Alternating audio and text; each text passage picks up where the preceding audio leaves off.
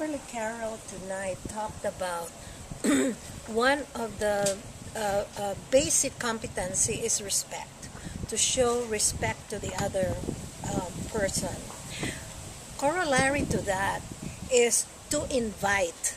In many of the cultures, Africa, Asia, the Latin Americans, invitation is a very critical aspect of relationship. We usually do not come forward and present ourselves and say, "Here I am, please use me." No, that's not in our culture. Usually, we wait to be invited before we get involved. And no matter how much we educate our own people to say, don't wait, step forward, but that's just not how we are raised. And so I think one of the challenge is to look at the people in the dominant culture, the mainstream, to learn this art of invitation and the art of accepting others from other culture, and thinking and to think that, given orientation and given formation, then they can be very rich resources for the church in general.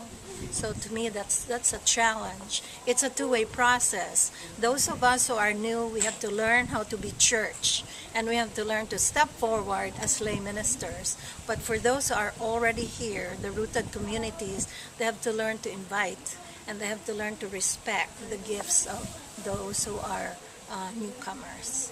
Yeah, and to add to that, I'd like to say that we need to probably teach our leaders, now our established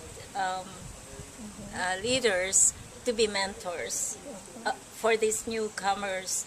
I think one of the things that we found out is that leaders do not want to delegate. They don't want to invite the younger people, or they don't want to invite new people into the circle.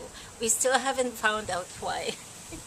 But I think we can surmise that I think they feel so empowered, and I think there's that feeling of distinctiveness about being a minister in a parish.